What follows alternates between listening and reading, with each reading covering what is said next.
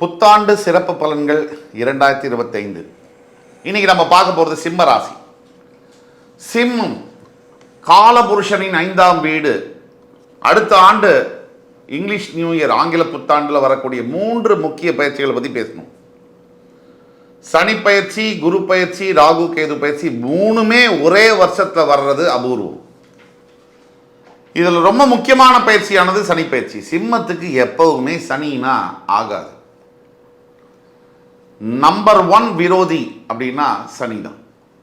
சனி பகவானுக்கும் அப்படிதான். சூரியன்னா நம்பர் 1 விரோதி. எல்லோருக்கும் நன்மை செய்ய வேண்டும், எல்லோரும் நன்றாக இருக்க வேண்டும் என்று நினைக்கக்கூடிய ஒரு ஆத்மா உலகத்தில் இருக்குன்னா அது சிம்ம ராசி தான்.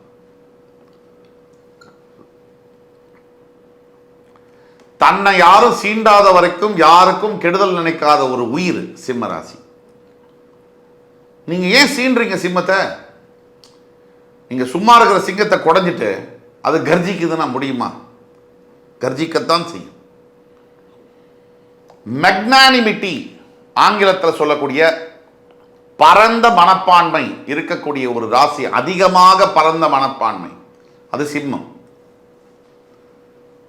தன் உயிரை கொடுத்தாவது தன்னை நம்பியவர்களை காப்பாற்ற வேண்டும் என்று உண்மையாக உளமாற நினைக்கக்கூடிய ஒரு ராசி சிம்ம ராசி.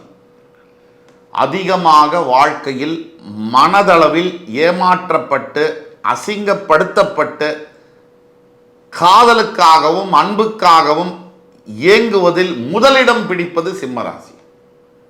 தன்னை யாராவது உண்மையாக விரும்ப மாட்டாங்களா? தனக்கு யாராவது உண்மையாக இருக்க மாட்டாங்களா? தனக்குன்னு ஒரு மனுஷங்க கூட இல்லையா அப்படின்னு நினைச்சு ஏங்காத சிம்ம ராசி என்பவர்களை நீங்க பார்க்கவே முடியாது.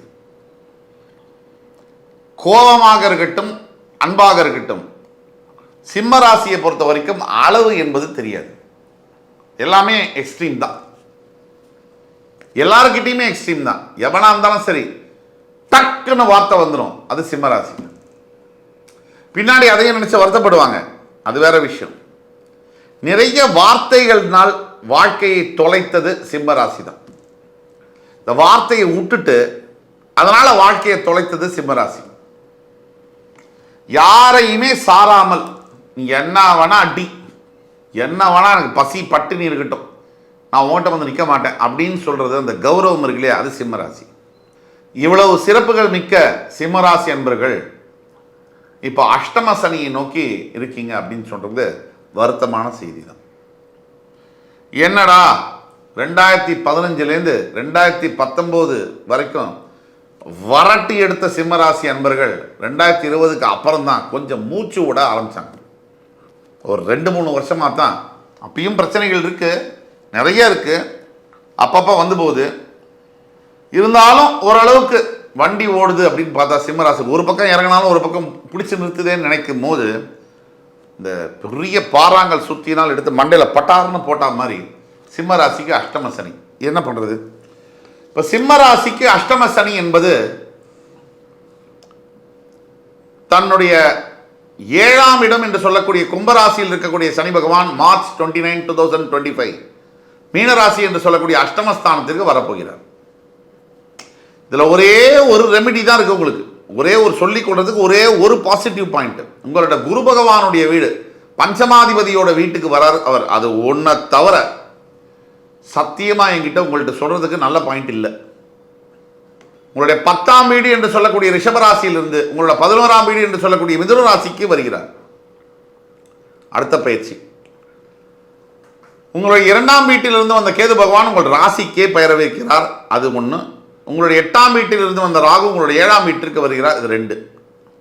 ஸோ இதை தான் நம்ம மிக முக்கிய நிகழ்வுகளாக இந்த வருகின்ற புத்தாண்டில் நம்ம பார்க்குறோம். இதில் சனி பகவான் என்ன செய்வார்? மறைக்கவும் முடியாது, மறுக்கவும் முடியாது. 7.5 சனியில் ஒரு மனிதனுக்கு சனி பகவான் எவ்வளவு கஷ்டங்களை கொடுக்குறாரோ, அஷ்டம சனியில் அது மாதிரி 3 மடங்கு கஷ்டத்தை கொடுப்பார் அப்படிங்கிறது தான் உண்மை. இது எல்லா சிம்மராசிக்கும் பொருந்தும்.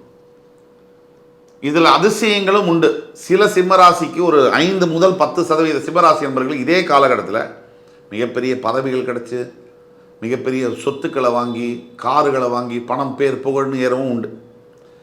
அது விதி விலக்குகள் விதியாக முடியாது. நீங்கள் விதி விலக்கா விதியானா கீழே கொடுக்குள்ள வாட்ஸ்அப் நம்பர் எங்களை தொடர்பு கொண்டு பேசுங்க. நீங்கள் சிம்மராசியா, உங்களுக்கு தெரிஞ்ச ஃப்ரெண்ட்ஸ் ஃபேமிலிஸ் அண்ட் ரிலேட்டிவ் சிம்மராசியா, இந்த வீடியோவை அவங்களுக்கு ஃபார்வர்ட் பண்ணுங்கள். இந்த வீடியோ உங்களுக்கு பிடிச்சிருந்தா லைக் பண்ணி கமெண்ட் பண்ணி சப்ஸ்கிரைப் பண்ணுங்க. வாங்க வீடியோக்குள்ள போகலாம். சிம்ம ராசி காதல் ஸ்தானம், சூரிய பகவான் கிரக ராஜாவான சூரியன் ஆட்சி பெறக்கூடிய வீடு. சூரியனை வச்சு தான் ஜோதிடமே. 8ஆம் வீட்டிற்கு போகக்கூடிய சனி பகவான் ஃபர்ஸ்ட் பணம் சம்பந்தப்பட்ட பிரச்சனைகள்ல உருவாக்கியே தீருவார். சிம்மராசிக்காரர்கள் இப்ப செய்ய வேண்டியது ஃபர்ஸ்ட் என்ன பண்ணணும்னா, சிம்மராசிக்கு சாதாரணமாகவே ஓட்டக்கை உலகநாதன்னா அது சிம்மராசி. சிம்மராசிக்கு தேவையில்லாத செலவை பண்ணுறதுல, பந்தாக்காக ஒரு இதுக்காக செலவு பண்ணுறதுல சிம்மராசி அடிச்சிக்கவே முடியாது. இந்த வீண் செலவு, பெருமைக்காக செலவு பண்ணுறத, சார் நீங்கள் ராஜா தான், ராஜாவையும் ஜெயிலில் பிடிச்சி போடுவாங்கள்ல, அவரும் ஒரு வருஷம் ஜெயிலில் இருப்பார்ல, அப்படி நினச்சிக்கணும். இந்த நேரத்துக்கு பிசாம தான் நீங்கள் இருக்கணும். நம்பர் 1 ஃபர்ஸ்ட் சிம்மராசிக்காரர்கிட்ட இருக்கக்கூடிய பிரச்சனை ஓட்டவாய். கை ஓட்ட வாயும் ஓட்ட, கண்ணா பின்னான்னு வாய் ஓடுறது. நான் அதை பிடிச்சிருவேன், இதை பண்ணிடுவேன், நான் என்னால் தெரியுமா யாருன்னு, நான் யாருன்னு தெரியுமா, நான் இதை செஞ்சிருவேன். இப்போ இதை நீங்கள் கம்மி பண்ணலன்னு சொன்னால் தேவையில்லாத பல சங்கடங்களை நீங்கள் இழுத்து விட்டுருக்கீங்க. அது 2. 3வது, உங்கள் வீட்டில் நீங்கள் நடந்துக்கிறத பொறுத்து உங்கள் வாழ்க்கை மேற்கொண்டு மனைவியோடு இருக்குமா இல்லை வெறுமனை நீங்கள் இருப்பீங்களான்றதை முடிவு பண்ணும். 3வது, இதெல்லாம் தவிர உங்களோட செல்ஃப் ரெஸ்பெக்ட் என்று சொல்லக்கூடிய சுயமரியாதை மீது மிகப்பெரிய தாக்குதல்கள் நடைபெறும். சிம்மராசிக்கு உயிர் போனாலும் பரவாயில்ல, சுயமரியாதை போகக்கூடாதுன்னு நினைப்பீங்க. அது மேல மிகப்பெரிய தாக்குதல்கள் நடைபெறக்கூடிய வாய்ப்புகள் இருக்கு. இப்போ இந்த மாதிரி நேரத்தில் நீங்க சிம்மராசிக்காரர்கள் இந்த சுயமரியாதை அப்படிங்கிறத கொஞ்சம் ஒதுக்கி வைக்கணும். சில நேரங்களில் பணிய வேண்டிய இடத்துல பணியணும், எகிர வேண்டிய இடத்துல எகிரணும், தாவ வேண்டிய இடத்துல தாவணும், கவ்வ வேண்டிய இடத்துல கவ்வணும், குதிக்க வேண்டிய இடத்துல குதிக்கணும், மறைய வேண்டிய இடத்துல மறையணும். சுயமரியாதை, நம்முடைய சுயமரியாதையை மற்றவர்கள் தீர்மானிக்க முடியாது, கூடவும் கூடாது, அதுக்கு நம்ம அனுமதிக்கவும் கூடாது. நீங்க கொஞ்சம் ஆழமா யோசிச்சு பார்த்தீங்கன்னா, நம்முடைய சுயமரியாதையை யார் தீர்மானிப்பது? நாமளா மற்றவர்களா? நம்ம எதிர்க்க இருக்கவங்கள? உங்க சுயமரியாதையை உங்க எதிர்க்க இருக்கவங்கள்ட்ட நீங்க கொடுத்தீங்கன்னா அப்படின்னா என்ன அர்த்தம்? நீங்கள் ஒரு வெள்ளியை தங்கத்தை கூட அடமானம் வைக்கிறீங்களா சேட்டு கடையில், அந்த மாதிரி ஆகிடும். உங்களுடைய சுயமரியாதையை நீங்கள் தான் தீர்மானிக்க முடியும். உங்களுக்கு எதிராக இருக்கக்கூடிய நபர்கிட்ட சுயமரியாதையை கொடுத்துட்டு ஐயோ என்னை இப்படி அசிங்கமாக பேசுகிறாரு, என்னை அவமானப்படுத்துகிறாருன்னு சொன்னால் அர்த்தமே இல்லை. சுயமரியாதை, என்னுடைய சுயமரியாதையை பற்றி எனக்கு தெரியும், யாரை பற்றியும் கவலைப்பட தேவையில்லை. இது 1. 3வது, உங்கள் மேலே தொடுக்கக்கூடிய ஒவ்வொரு தாக்குதல்களையும் நீங்கள் ரொம்ப பர்சனலாக மனசுக்கு எடுத்துக்கிட்டீங்கன்னா, எமோஷனலாக எப்பவும் எடுத்துக்கிற மாதிரி சர்வை பண்ண முடியாது. மிகப்பெரிய இழப்புகளை சந்திக்க நேரிடும். இதெல்லாம் பார்க்கணும். இவ்வளோ பாயிண்ட்ஸ் சொல்லிட்டு வரோம் கிட்டத்தட்ட. அதே மாதிரி சிம்மராசி அன்பர்கள், நீங்கள் எதிர்பார்க்கிற வாழ்க்கையில் மிகவும் எதிர்பார்க்கின்ற உண்மையான அன்பு சாதாரணமாகவே உங்களுக்கு கிடைக்கல. இந்த மாதிரி காலகட்டங்களில் 0 எக்ஸ்பெக்டேஷன் இருக்கணும். உங்களுக்கு எதிர்பார்ப்பு இருக்கக்கூடாது. காதல் மூலியமாகவோ, தாய் தந்தை மூலியமாகவோ, சகோதர சகோதரிகள் மூலியமாகவோ, முக்கியமாக நண்பர்கள் மூலியமாகவோ உங்களுடைய அன்பையும் உண்மையும் எதிர்பார்க்க முடியாது. 4வது, யாரையாவது லவ் பண்றீங்க அப்படின்னு சொன்னா, இந்த மாதிரி அஷ்டமசனி காலகட்டத்தில் உங்களை விட்டு வேறொரு நபரை அவர்கள் என்ன சொல்றது செலக்ட் பண்ண நேரிடும். அதெல்லாம் நீங்க நினைச்சு ரொம்ப பெரிய அளவுக்கு வருத்தம் அடையக்கூடாது. இதெல்லாம் அஷ்டமசனியில் நடக்கும். சார் ஒன்று புரிஞ்சுக்கணும், மிகப்பெரிய சவால்களை யாரு ஜெயிக்கிறானோ அவன்தான் ராஜாவா உட்கார்ற தகுதியானவன். உட்காருவான், மகுடம் சூடுவான். எதையுமே செய்யாம அந்த மகுடத்துல உட்கார்றவன், அந்த மகுடமே அவனுக்கு பாரமாத்தான் இருக்கும்.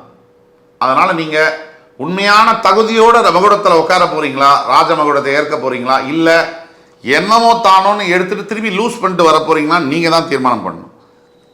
இதெல்லாம் ஒரு பக்கம். பொதுவாகவே எல்லா விஷயத்திலையும் முன்னெச்சரிக்கை தேவை. ரொம்ப ஜாகிரதையா இருக்கணும். உடல் ஆரோக்கியத்தில் ரொம்ப ரொம்ப கவனமாக இருக்கணும்.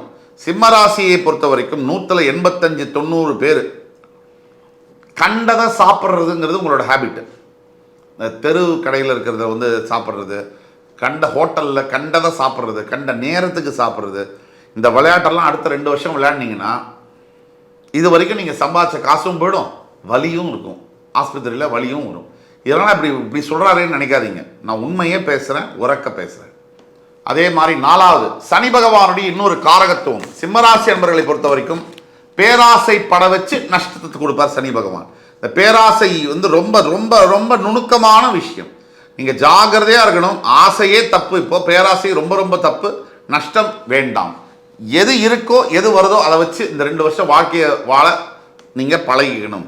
முக்கியமான ஒரு பாயிண்ட், 10வது பாயிண்ட், இன்வெஸ்ட்மெண்ட்ஸு. ஷேர் மார்க்கெட்டில் போய் இப்போ நீங்கள் பதிவு பண்ணிங்கன்னா இருக்கிறதும் போச்சு, பறக்கிறதும் போச்சுன்னு ஆயிரும். ரொம்ப ஜாகிரதையாக இருக்கணும். ஷேர் மார்க்கெட் இன்வெஸ்ட்மெண்ட்ஸை வேண்டாம், வெளியில் இன்வெஸ்ட்மெண்ட்ஸு வேண்டாம். முடிஞ்சால் கோல்டில் இன்வெஸ்ட்மெண்ட்டு, லாங் டேர்ம் இன்வெஸ்ட்மெண்ட்டாக கம்முன்னு இருங்க. எல்லாத்தையும் விட இன்னொரு முக்கியமான பாயிண்ட், வேலை செய்கிற இடத்துல நீங்கள் ஒரு ஆணாக இருந்தால் அங்கே இருக்கக்கூடிய வலிமையான பெண் அதிகாரியோடு உங்களுக்கு சண்டை வரும். நீங்கள் ஒரு ஆணும் ஒர்க்கிங் என்வரான்மெண்ட்டில் மோதிக்கிறதும் ஒரு ஆண் பெண்ணுடைய மோதுறதும் 1000 வித்தியாசங்கள் இருக்கு. ஒரு பெண் சும்மா குரல் கொடுத்தா போறோம், HR பாலிசி உங்களுக்கு அகைன்ஸ்டா திரும்பும். 15 வருஷம் 20 வருஷம் பெரிய பதவியில் இருந்தால் கூட உங்கள் வேலை 15 நிமிஷத்தில் கூட போகிறதுக்கு வாய்ப்பு இருக்கு. மிகவும் அக்கறையுடனும் ஜாகிரதை. இதெல்லாம் எல்லாமே என்ன, கம்முன்னு இருக்கணும், பேச்சை கம்மி பண்ணிக்கணும், சாப்பாட்டில் கவனமாக இருக்கணும், செலவு பண்ணுறதுல ரொம்ப கவனமாக இருக்கணும், பணத்தை சேமித்து வைக்கணும், அதிகப்படியான புதிய முயற்சிகள் ஈடுபடக்கூடாது. இதெல்லாம் தான் நம்ம சொல்லிட்டு இருக்கோம். ஒரு 60 ஆண்டு காலம் 65 ஆண்டு கால வாழ்க்கையில் 2 வருஷம் சும்மா இருந்தால் ஒன்றும் ஆகிடாது. எல்லாம் நல்லபடியாக நடக்கும். சக்ஸஸ் ஆகிறதுக்கு பெரிய அளவில் டைம் தேவையில்லை. தோல்வி அடையிறதுக்கு ஒரே நேரத்தில் ஆகிடும். அதுதான் நீங்கள் ஜாக்கிரதையாக இருக்கணும். அதாவது இவ்வளவும் சொன்னதுக்கப்புறம் பெரிய அளவில் ஏதாவது பிரச்சனை வந்துடுமா அப்படின்னு பயப்பட வேண்டியதில்லை. இந்த பயமே உங்களுக்கு எதிரியாகும். இந்த பயம் என்பதை விடுங்க. நான் தீர்வுகள் என்னன்றதை கடைசியில் சொல்கிறேன், ஃபுல்லாக பாருங்கள். அதே மாதிரி சிம்மராசி அன்பர்களுக்கு முக்கியமாக 10ஆம் இடத்தில் இருந்து வந்த ரிஷபராசியில் இருந்து வந்த குரு பகவான் 11ஆம் இடத்திற்கு வரும்போது கண்டிப்பாக எத்தனை துயரங்கள் வந்தாலும் எத்தனை துன்பங்கள் வந்தாலும் ஏதோ ஒரு வகையில் பணம் என்பது வந்து கொண்டே இருக்கும். 1,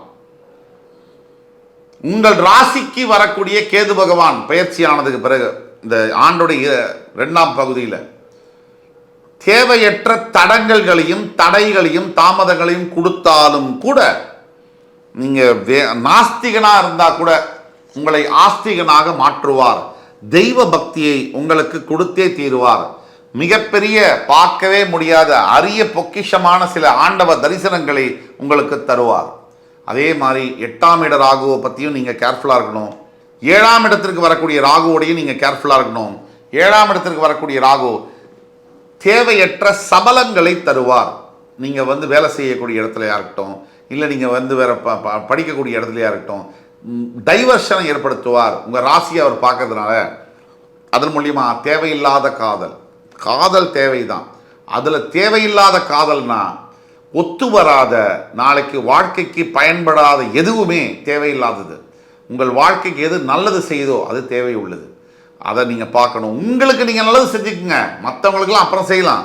நீங்கள் முதல்ல உங்களை கவனிங்க சார், அடுத்த 2 வருஷம். அதனால் தேவையில்லாத சபலம், தேவையில்லாத இது நட்பு, தேவையில்லாத நட்பு காதலாக மாறி பிரச்சனைகளை கொண்டு வரும் என்பதனால் அதெல்லாம் தவிர்க்க வேண்டும். ஆக ஒட்டு மொத்தத்தில் ஆரோக்கியத்தில், பணத்தில், வேலையில், செய்யக்கூடிய புதிய முயற்சிகளில், பேச்சில், நிதானத்தில் கவனங்கள் தேவை. நல்லதுன்னு ஏதாவது இருக்கா? இதுக்கு நடுவில் தான் சில வீடு வாங்கிறது, வாகனங்கள் வாங்கிறது, சில வெளிநாட்டு முதலாக ஃபாரின் ட்ரிப்பு போகிறது, சில பெரிய மனிதர்களுடைய சந்திப்பு நடக்கிறது. இதெல்லாம் இதுக்கு நடுவுலையே நடக்கும். நல்லதும் நடக்கும்.